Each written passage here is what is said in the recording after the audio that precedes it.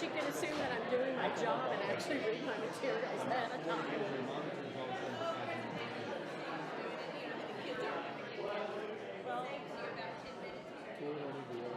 Well, I opened it up and I texted Brett and Parker. I said, if y'all want to come, and Brett's like, yeah, I'll come. And Parker, we're going to go.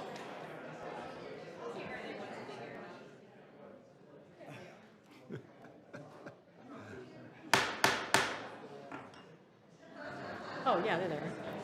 I'd like to welcome everybody to our August board meeting. We're now in order. We got a quorum with all board members present this August. On behalf of the board, let me welcome everybody that's here in person, as well as folks that might be joining us online. Cell phones, y'all know the deal. If you don't want to be embarrassed, do something so you don't, right? Briefly, our board's role is to set goals, to adopt policies, to approve budgets, tax rates, which we'll do tonight, listen to reports from the superintendent and other staff members, approve personnel recommendations, make policies. We do not manage the district. We don't make management decisions. That's the responsibility of the superintendent and his staff. So, those of you that have been here before know one of the things we do now is we start our meetings with the mission statement for the district, which is Midway ISD, y'all have got it, will maximize individual potential within a learner-centered environment and supportive environment to prepare students to excel in a global society. One of the other things that we do now also, which I very much appreciate, is a moment of silence. So we'll take a moment for you to reflect, meditate, pray, moment of silence.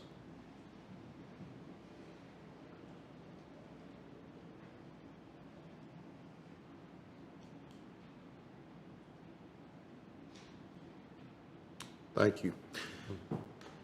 Pledge of Allegiance. Last month, we actually had to resort to having somebody besides students do the pledge, which was unusual for us. Tonight, we're delighted to have who, Allison? Yes, sir. So tonight, I have some of our leadership from our football team, and then I also have 4 of our captains from water polo. So we're inviting volleyball and tennis, but they're both in action this evening. So we were trying to hit everybody this year. So real quick, the kiddos that I have here with me tonight, I have Ben Blaylock, Caleb Brooks, Riley Graham, and David Lynn. Y'all come on up. This is water polo. And then, this is what our third year. So it is a UIL sport. We started as a club, and so they've already competed and are competing. And then football guys, come on up. I have Michael Collins, Landon Pope, Carlos Talton, and Drew Olmstead.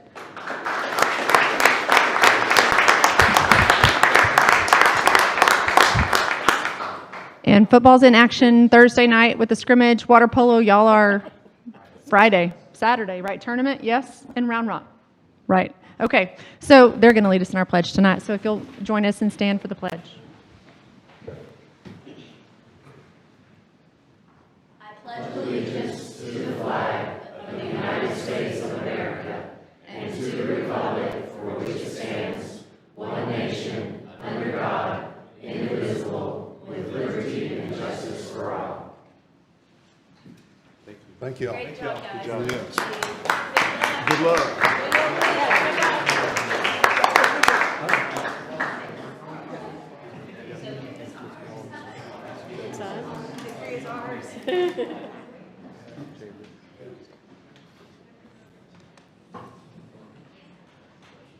Next up, we have recognition, and tonight Mr. Alford is going to help us with recognition.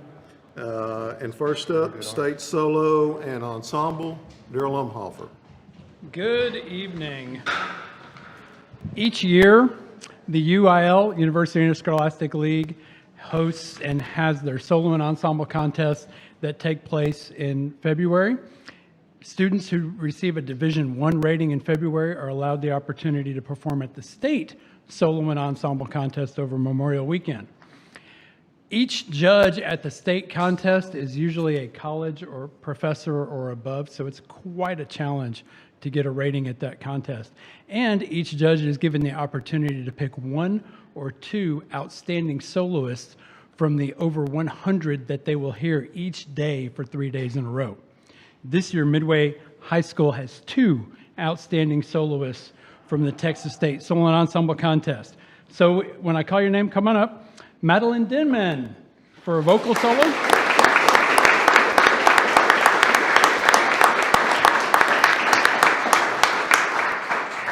And Glenn Eschman.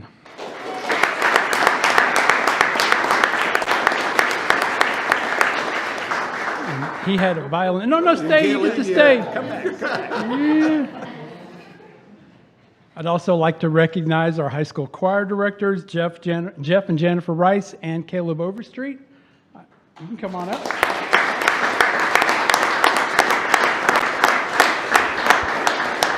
And our high school orchestra director, Dr. Bo Benson. I know he's here.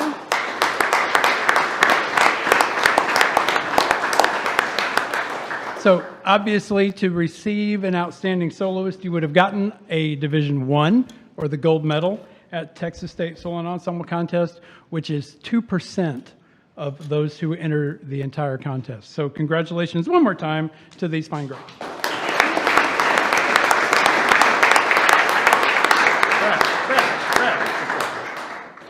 Back in.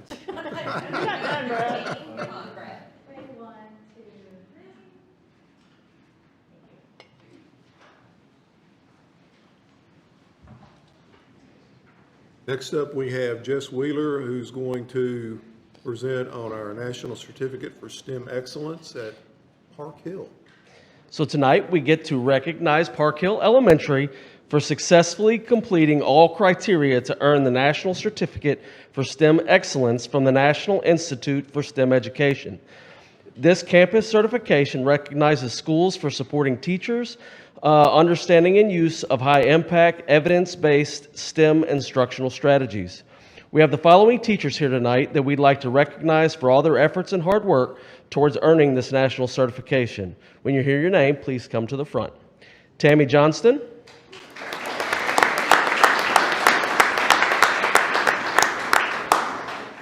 Madison Humphrey.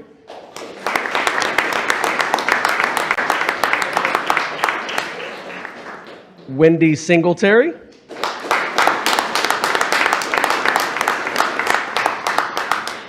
Amber Pearson.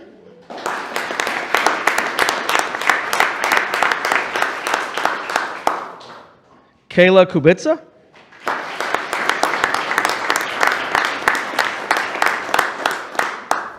Christy Montgomery.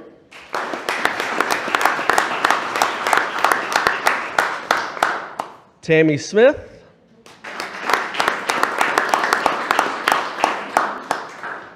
Assistant Principal Nicole Fanning.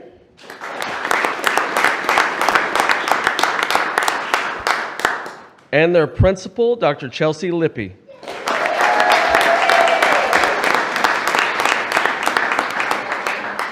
So Park Hill began working on this national distinction over a year ago with educators and campus leaders working together to strengthen the STEM practices and overall the STEM culture on their campus. Congratulations to each of you educators on earning such a high national level recognition.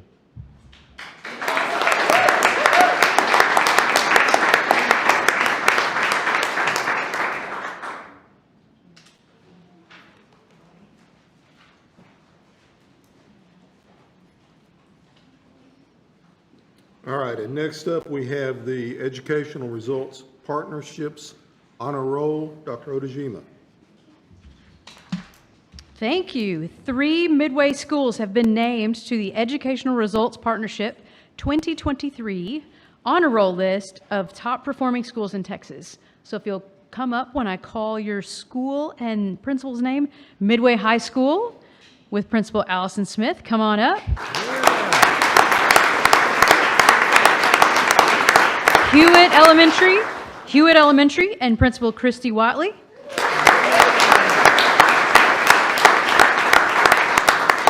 And then South Bosque Elementary and Principal Sherry Burns.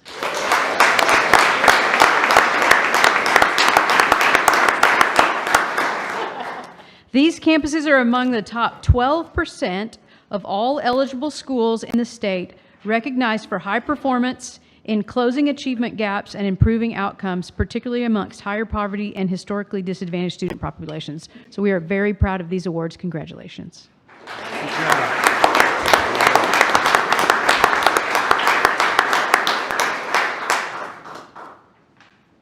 And they don't get some of them to sit down for very long because we then have Heart of Texas Reader's Choice. Yes. Midway campuses are once again recognized as some of the best schools in Waco by the 2024 Waco Tribune-Herald Heart of Texas Reader's Choice Awards.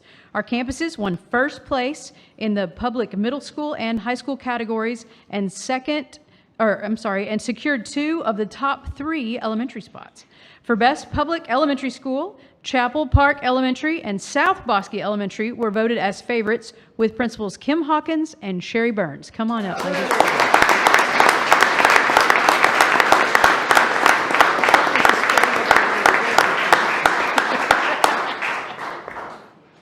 For Best Public Middle School, River Valley Middle School won first place, and Midway Middle School is a favorite with principals Jennifer Allison at River Valley and then Jay Fisher at Midway Middle School. Come on up.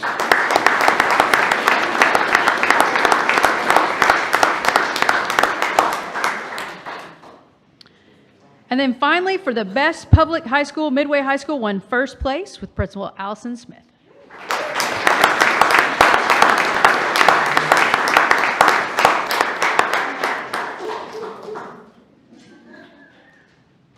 Just get in line, Brad. Brad's in the sun. Shift them all over.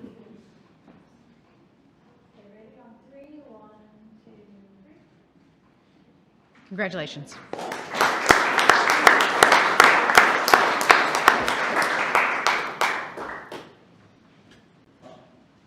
And then we've got a very unique recognition item. Never had anything like this before. It's great. Paul, I'm going to let you talk about it. Yes, sir. We'd like to express our appreciation to the City of Woodway for their contributions to our new police department. And joining me is our Chief of Police, Jeff Foley. With us tonight, we have Mayor Amin Korzal, City Manager Adam Nilet, and Woodway Public Safety Director Khalil L. Halaby. And would you guys please come join us at the front as well?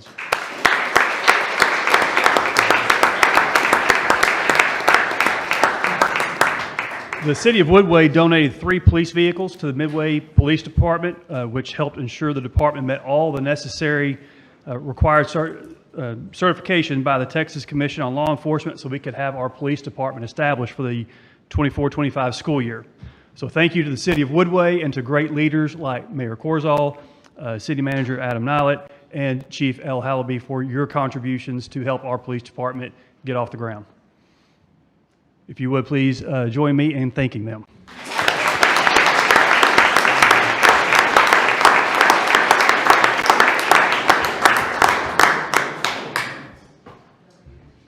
It kind of goes without saying in this time of budget tightness at school districts, including Midway, how much that is appreciated to help us get our department off the ground.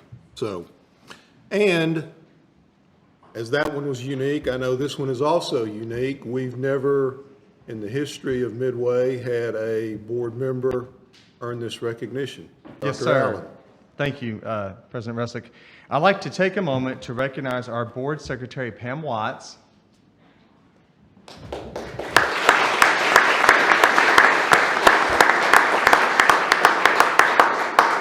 Ms. Watts has earned the designation of Master Trustee upon completion of Leadership TASB, a program sponsored by the Texas Association of School Boards.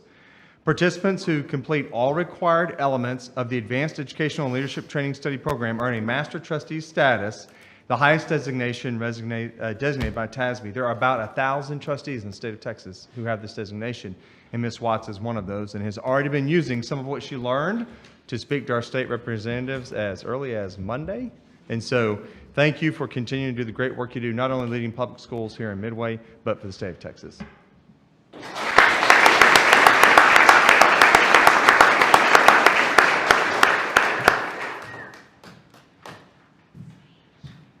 All right, that's recognition, and those of you who have something better to do on this warm August evening, now's the time to exit. So there is air conditioning in this room. Yes. Throw that out there.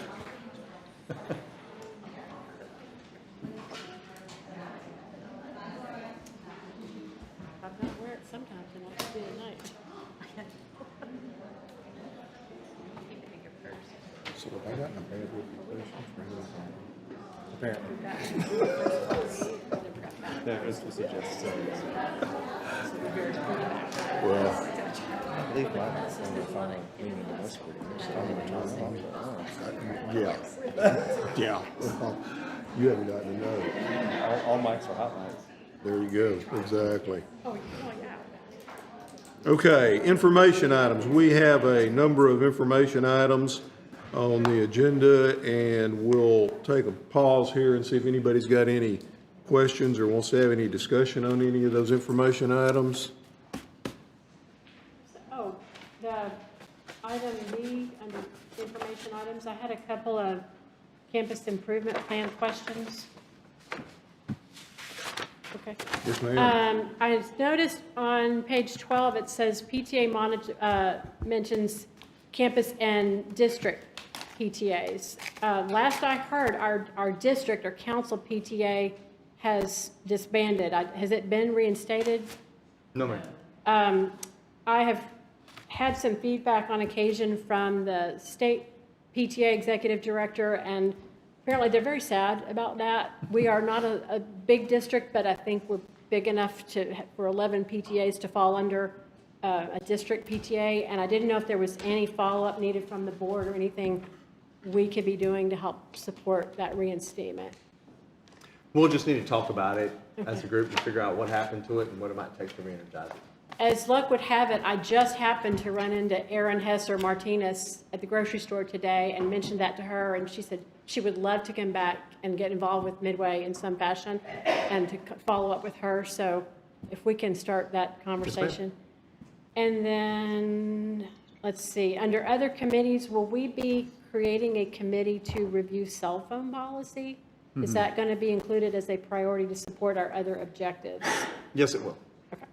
We're right now talking about whether or not we're going to do that as part of SHAC or not. And part of Gotcha. that's just a matter of Okay. looking at these dates and timelines. And this is a question for Ms. Lippy. Is she still in the room? Did she leave? Yep, she's here. I noticed workload management listed as a number 3 priority for Woodway Elementary School. With so much growth and so many SPED students and all the changes and expansion going on at Park Hill, is this also a priority for Park Hill Elementary? It may be kind of implied under some of the stated objectives, but I didn't know if it was something that needed to be stated more clearly. I've heard from some teachers about, I'm concerned about workload management, given all the challenges you face. Does workload management need to be a specifically stated priority for Park Hill?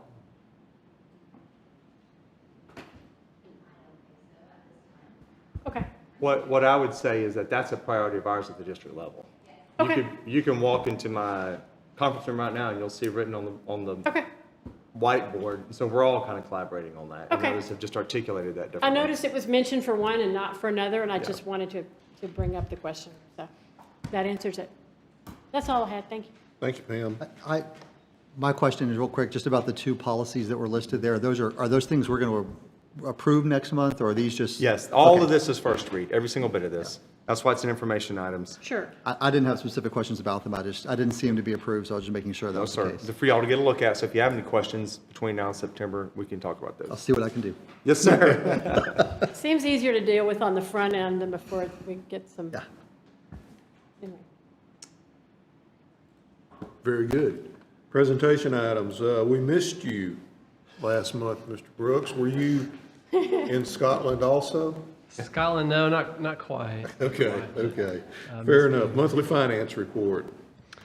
Well, good evening, members of the board. We'll look at our finance report for the month of July, the first month of our new fiscal year. To take a look on page 514 of your board packet, statement of revenues and expenditures in our general fund. It's a little trickier this go around, the comparison from current year to previous year, since we did switch our fiscal year. So we did do a comparison of last year's period 1, which was September. It is not quite as apt as normal, just because in September you'll see salary raises come into play, and also just the nature of September, there's more expenses than July. So that's why you kind of see the percentage of our budget spent is quite a bit less in July than last year's period 1. But we anticipate as we progress throughout the year, get through September, the months further down the fiscal year will be a little better comparison as we look at the percentage of our budget spent. We do have a budget amendment in the consent agenda, Budget Amendment 25-1, to provide funds for roof replacement at the Midway Middle School and Chapel Park. The total cost for those projects is $2.3 million. The amendment is to recognize the insurance proceeds we did get toward those projects of $1 million to record the revenue and the expenditures in the general fund for that portion of those projects. We do have, in July, we did get our certified property values. So if you'll look at page 519 of your packet, thought it would be a good opportunity to kind of look at our values and kind of the trend over the past several years. It also will kind of play into our tax rate adoption later on in the meeting as well. You'll see from the chart there on page 519, our net taxable values for 2024 that were certified is $9 billion. And net taxable is before the value is taken away from the over 65 frozen taxes, just to give us a clear picture, because that can get pretty cloudy as people come on and off those frozen values for different reasons. So it's a 6.89% increase in our net taxable values from the prior year. It is a good increase, a little above average, probably. When you say average, maybe the last 10 years or so. The last 2 or 3 years, you can see it's quite a bit less. Really just unprecedented growth the past 3 years. You can see 11, 14, almost 12% last year. Even with the increase in the homestead exemption last year to 100,000. You see that top line in year 2022 for the residential was $3.9 billion. It actually went down in 23 to $3.8 billion, but our total value still went up almost 12% because you see the strong growth there in 2023 of the commercial and industrial tax base. Do you remember what you had projected in some of our long-term planning? Was it like 3%, I'm thinking? Long-term planning, like when we're looking at future bonds or bond capacity. Right. We do. We typically do 4% for 2 or 3 years, and then 2%, 20 years out, since it's just kind of difficult to predict that far out. Yeah. So speaking of residential and commercial, just kind of that graph shows the interplay between the percentage of our tax base that's made up of residential and commercial. You can see, so historically, years ago, usually, kind of our commercial was about 55% of our tax base. With the kind of the housing price boom in 21, 22, you can see that blue line, it was more 55% of our base was residential. And now it's kind of switched back with the increase in the homestead exemption, and also we've had quite a big increase in our commercial and industrial property values the last couple of years. The next page, on page 520, speaking of commercial industrial properties, this is our top 10 taxpayers in the district. And you can see there are a lot of the usual suspects. M&M Mars, Caterpillar, Amazon is our number one in terms of value, $380 million. They've just come onto the roll just the last few years. And of our total tax base, just Amazon makes up 4% of our total tax base. And it's important just to kind of keep an eye on these for a few reasons. One, if you'll remember back a couple of years ago, actually on that previous slide, in year 2020, our values only went up, less than 1% actually. And that was because there was a reevaluation of some of our commercial properties. M&M Mars had a big adjustment and things like that. So just to keep an eye on that, because one of these large taxpayers, if there's a major adjustment or something going on, it can really affect our total taxable values. Also, you've probably seen the news, we talked about it before, but Graphic Packaging International is building under construction It's projected to add $1 billion of taxable value. So we don't know for sure. It hadn't hit our rolls yet, but the next couple of years we'll keep an eye on that. And if it was $1 billion, that's 11% of our total tax base. So our values could be flat, but you add, a major player like that, and it really increases your value. So that kind of factors into our debt management and bond planning possibly in the future. Any questions on the property values? And then the next page 521, we're looking at just kind of our debt picture. Further in the meeting, we do have an item to approve a defeasance. It's basically just retiring some of our bonds early. So a big opportunity just to kind of look at where we sit currently. Our outstanding principal and our long-term debt is $163 million. You can see it's made up of 6 different bond series there. Most of those have been refinanced or refunded. That's why you see the REF beside them, and the years don't really make sense as when we've done our bonds. The Series 2020 bond, of course, our latest one is the largest one outstanding there at almost $123 million. You do see different interest rates within bond series, bond issues. There's what's called tranches. It's getting a little over my head there, but I know there's different segments of bond issues, and it depends on the risk. Maybe there's different interest rates or repayment terms, and so that's kind of why you see different interest rates. And their maturity dates in the far right, you can see in 2028, that Series 2021 will be retired and paid off. And you can see on the next slide, actually, it shows our debt service by fiscal year, starting in this year, fiscal year 2025. We owe $17 million as our 25 bond payment. But when that 2021 is retired, you can see, I think in June 2029, about 5 or 6 rows down, that payment drops from about $17 million to $13 million. So that would give us, a lot more capacity potentially in the future. Speaking of defeasance, in 2024, we did a defeasance of about $2.5 million of the series, a portion of the Series 2017 bonds, and that generated about $680,000 of interest cost savings to the district and to our taxpayers. And the consent agenda for 2025, our defeasance resolution is going to be estimated between 2.6 and 3 million. It kind of depends on the tax collection, so we'll kind of know that in February, how much we're able to retire, and also which of the bond series we'll kind of target to maybe cherry pick some of those early retirements. And like I said, too, I thought on that last page, just to kind of look overall at our debt payments and kind of what we're looking at the next several years. Our financial advisor does, as we issue bonds or refund bonds, does try to kind of smooth the payments out, so it's not real erratic up and down. So we have to, that would affect the INS rate. So yeah, that's kind of looking at our debt. Any questions?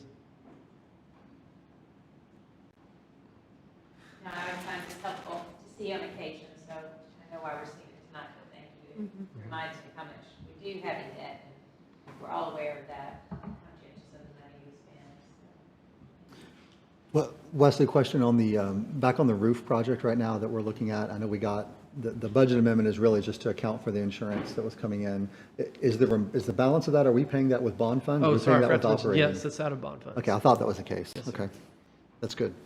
And in that same regard, not necessarily for Wesley and not for an answer tonight, are we close to the point of the administration bringing back to the board sort of a wrap-up on the bond expenditure? So in fact, I was talking to Mr. Brooks just this week about where are we on kind of settle up and what's left and all that. And we're at a point we've just about spent all that money. That's why I asked. So yes, sir. Coming to a board meeting soon will sort of be a recap of where we are on all that. Good. Other questions from the board? Very good. Thank you, Wesley. 7B, we're going to hold that until the board goes into closed session later on. We've got a couple of different items to take up in closed session, and that will be one of them, which then brings us to the consent agenda. So we've got minutes from our July meeting, resolution on our investment policy, resolution on our extracurricular status for 4-H, an amendment to our GKD local policy, our appraiser list for this year, E-rate for school bus Wi-Fi, an early graduation request of the defeasance resolution that Wesley mentioned, and then, of course, the budget amendment that we were just talking about for the roof. Does any board member wish to remove any item from the consent agenda? Number 6. All right. And number 4. Number Just have a 6. question. Yeah. And number 4. So with that said, do we have a motion to approve 1, 2, 3, 5, 7, 8, and 9 on the consent agenda? Motion by Mr. Alford, Second. second by Mr. Witt. All in favor say aye. Aye. Any opposed? That motion carries. Let's take up 4 first, go in numerical order. Oh, great. I'm just curious, was there something specific that triggered that? Yes, sir. That change in the midstream here? Well, it's actually And aligning. what exactly changed? I mean, Yeah, it's kinda hard. it's really in alignment of policy and practice. So Okay. we had a candidate for a local race who was handing out election material and electioneering up and down the student pickup line while we were trying to dismiss students one afternoon after school. Oh, And that is partisan behavior. It interrupts the pickup line and all those Yeah. sort of things. And so what we want to do was which make it, school was that? I'm sorry? At the high school, or where was that? It was at Woodway Elementary School. Okay. Yeah. And so we wanted to make sure we made it clear in our policy that like political activity like that on our campuses is not allowed. Obviously, if let's say we had a candidate forum and they wanted to host that candidate forum at our PAC or something like that, conducted by like a third party, like think if the Waco Trib wanted to do a candidate forum on local races, school board elections, something like that, we would obviously be willing to host that still, because that's more like a service to the community, Right. where you have both sides present to talk about their beliefs on things, and it'd be kind of hosted by a third party, not necessarily the school district hosting that event, but providing a facility. So all that would still be allowed. And so we still want to be. And a real world example for all of us is the PTA would sometimes invites us when we're Yeah. as candidates. to Yes, come sir. speak So that'd be a to third-party leadership group, or invite, something. 100%. And so that would still be not only allowed, but encouraged. We think that public schools should be a place where we model and demonstrate what it means to be engaged civically. Right. But we also need to make sure that we make it clear that we can't allow electioneering to interrupt Yeah. school operations, and we can't take partisan stances on issues. And so that's what that's to clean up. Okay. Yes, Thank sir. you. So we'll go ahead and take action on that one if we have a motion to approve number 4. So moved. Motion by Mr. Tullis, second by Mr. Green. All in favor say aye. Aye. Any opposed? That motion carries unanimously also. E-rate, Colin. Yeah, and I apologize, Dr. Allen. I had texted you a question about this about 6 o'clock tonight, which, Yes, sir. which normally I do that a few days in advance. But, in looking at this, I don't have any real concerns about this particular transaction or working with AT&T on this. I kind of want to ask a general question about court cases and some stuff that I know the Fifth Circuit has done regarding E-rate that's kind of up in the air. So are we, number one, do we feel pretty confident that this particular time we're okay on E-rate funds? And then number two, have we kind of started looking at, if for some reason this does go away, what is our cost impact? Not just for this particular project, but E-rate in general. So I don't expect a full answer tonight because I know it's a late question. Yes, sir. So. Well, I'll touch about it a little bit, and then I'm gonna invite Jesse, come on up to the mic, and I'll give you a top layer, and then Jesse can go a little deeper. So there was some Fifth Circuit case rulings that have talked about E-rate. Jesse was explaining to me the name of the doctrine, I forgot it, but anyway, there's issues with E-rate. Yeah, transferability. Has to do with delegation. Tax delegation, right? Yes, sir. We're good for 24-25. Moving forward, we have some concerns about whether or not we're going to continue to be allowed to have E-rate. We think the FCC is going to challenge the Fifth Circuit case. Once that happens, that could take a number of different paths, and it'd be hard to predict what would happen now. So we're okay for this agreement. Moving forward, we're going to have to wait and see. I'll let Jesse talk a little bit about financial impact if it were to go away, and the difficulty that would pose. We need Yeah. E-rate to stay. I'll No, just say that right that's off the the reason. bat. That's the main reason I was asking the Yes, question. sir. Is I know it's a bigger deal than some people think. It saves us 60% on everything, basically. Yeah, there's tens of millions of schools across the nation that would be in a bind if this went away. I think the good news is I don't think it will. It's going to go to the Supreme Court. I looked historically, and the previous two times that they were challenged, they dismissed the cases against the FCC. So FCC is going to appeal this case. It's going to go to the Supreme Court, and I feel like the FCC is going to prevail. The big thing here was they were challenged as to whether or not they had the authority to expand E-rate from what it was originally designed to be, which was to help classrooms with connectivity. They called it the E-rate modernization, where they included school buses as an extension of the classroom, and they lost in the Fifth Circuit. So that affects Texas, Louisiana, and Mississippi.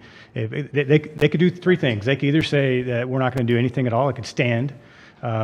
They could say that it's upheld, but only in the Fifth Circuit, so that would affect us. Obviously, it'd be devastating. Or they could take it to the Supreme Court, and the Supreme Court could overrule the whole thing. Financial implications, 50,000 a year on the internet, hundreds of thousands on network switches. 60% of the funding for our network comes from E-rate. All of our fiber, right? I mean, that's significant cost. 60% of it, yeah. Yeah. So it'd be huge. On this particular one, the bus Wi-Fi, we were already allocated, so we feel like the funding's secure for that. So that's hardware installation and monthly service fees. If it went away next year, we would already have the hardware. We would look at whether or not we want to continue the service fees at full cost. Yeah. Okay. Yeah, Well, it's a huge case. okay. Well, I'm glad we're keeping an eye on it. So that's why I want to ask. Yeah. Thank you. Thank you. Yeah. Very good. With that, do we have a motion to approve consent agenda item number 6? So moved. Motion by Mr. Witt, Second. second by Ms. Vick. All in favor say aye. Aye. Any opposed? That motion carries unanimously. Also, tax rate time. Do you feel like you need to say anything else about the tax rate, Wesley, or are you comfortable with us just going ahead and opening the public hearing and then taking action on it? Yes, sir, you can open it up and. All right. We will pause our public meeting and open the public hearing as required by law on the proposed tax rate for 24-25. It's in everybody's board packet. We've advertised, of course, as we're required to do, and any of you that look at the papers, seen those for all the school districts in the cities and everything, and invite any member of the public to come forward.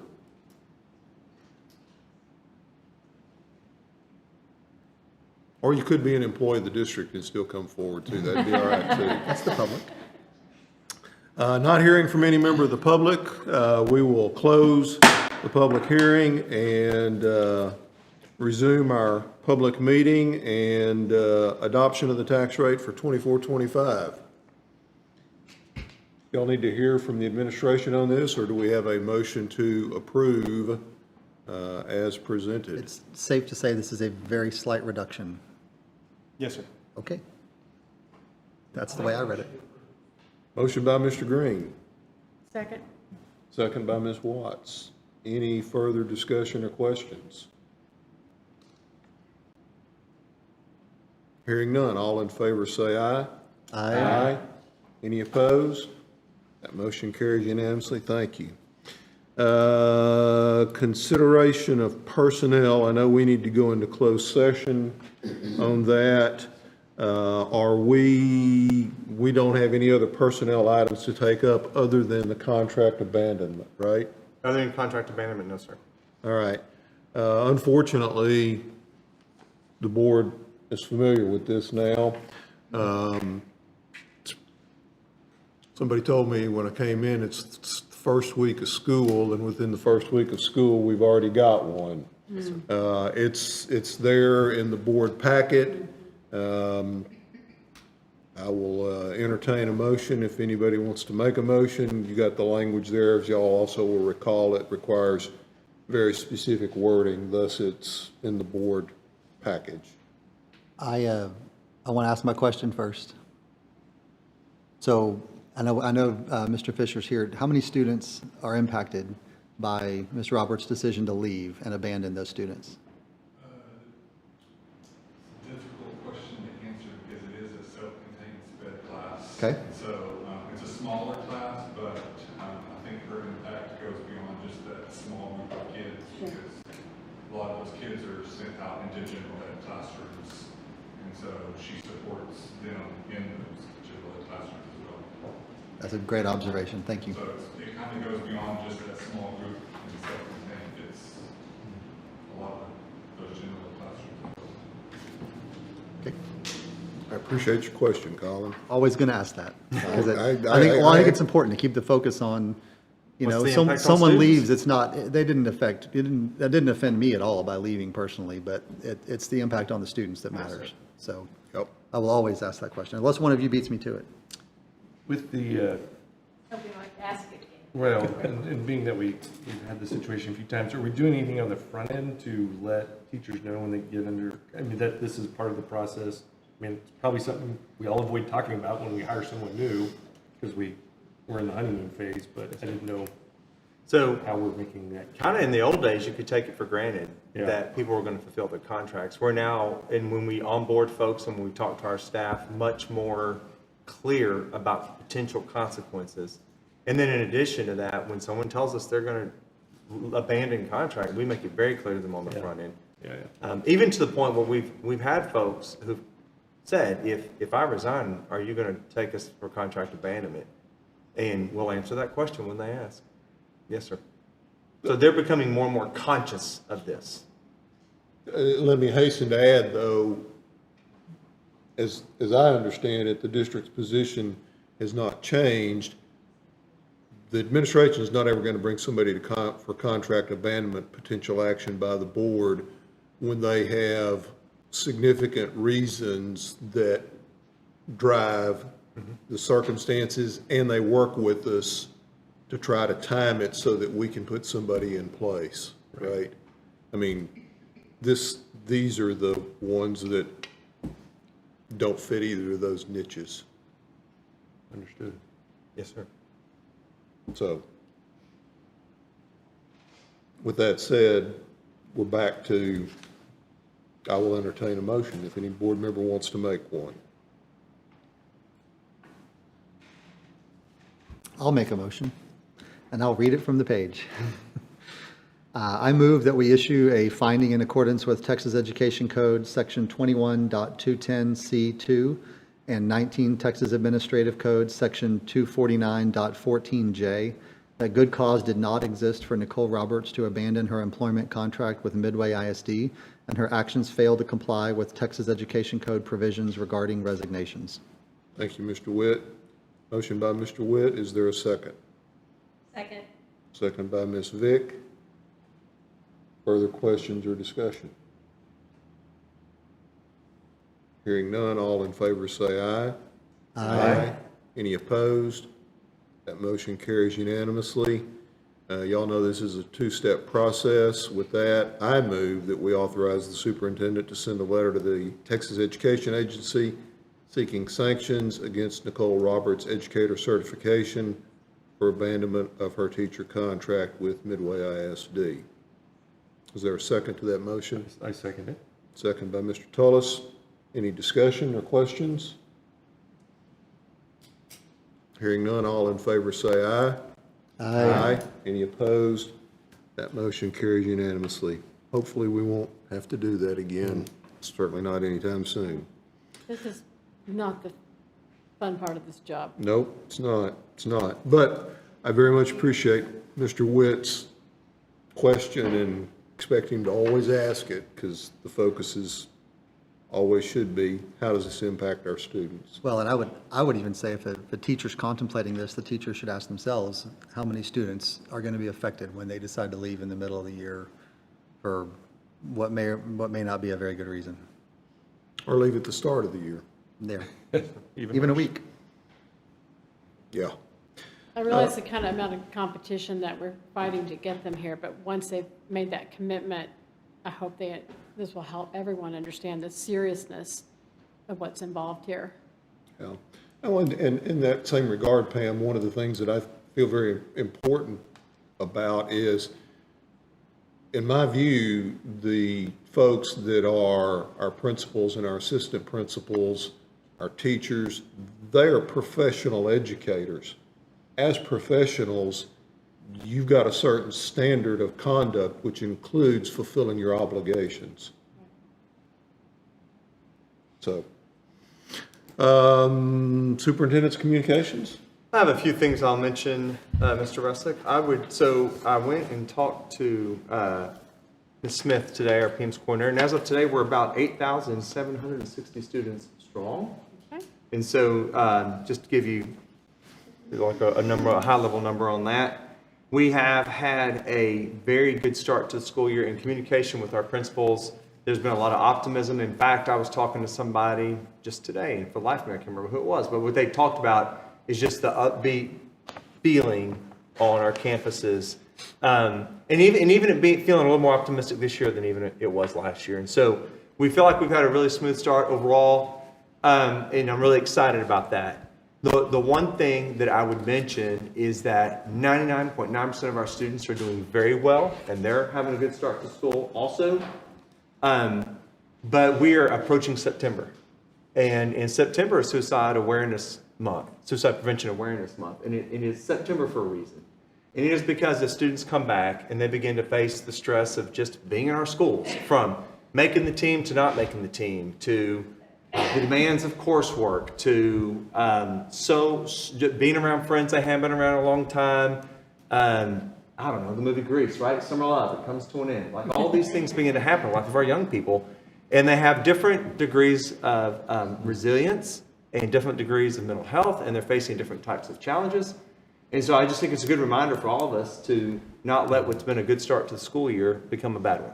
And so if anybody, I guess what I'm saying more than anything is I would just implore people to not take anything for granted and continue to make sure you're checking on your loved ones. It's always good advice for our parents when interacting with their children. But I would give that advice to anybody. Just check on your people. Teachers checking on teachers, principals checking on staff and each other, husbands checking on wives. Like, just make sure everybody's doing well. Because this can be a little bit of a stressful time of year too. So we're having a great start. Pretty excited about all of it. But there's never a moment when we can't be diligent about making sure we keep the main thing the main thing. I was trying to get Tracy Upshaw to step in here. Jesse, go tell her to come in here. Please.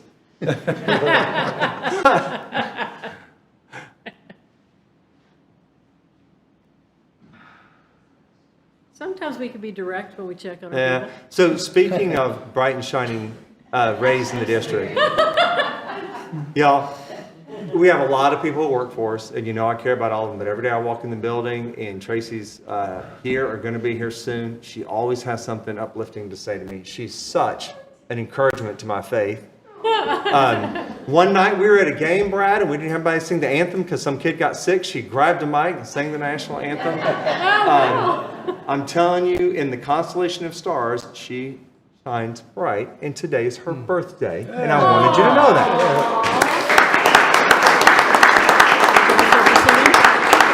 Happy birthday Oh, we're singing. to you. Happy birthday to you. Happy birthday, dear Tracy. Happy birthday to you. Yay! I'm blessed. I'm blessed to work here. It is such a joy. Thank you. Thank you. Well, it's not lost on us that you are the first face people see when they walk in this building, the person people talk to when they call the district for anything and everything. And it matters. You are an extraordinary face of this district. Thank you. Not always easy. Yeah, Mr. Russick, I think that's another first. I think that is a first. I think the first official happy birthday serenade from the board. So. One thing I think Daryl could confirm, though, as a board, we don't have to worry about getting any awards. There might be a shining star, but the rest of us, yeah, we'll get not a so much. consolation ribbon. We'll be fine. Yeah. Yeah. Anything else, sir? All right, so 7:50. At 7:50, we're going to go into closed session under Texas Government Code 551.074 and 551.0821. Yes, sir. If I'm lucky, Susan. And I don't think there'll be any action when we come back. So if y'all want to hang around, you're welcome, but certainly not expected or required. You need to sing louder next time. I think it broke.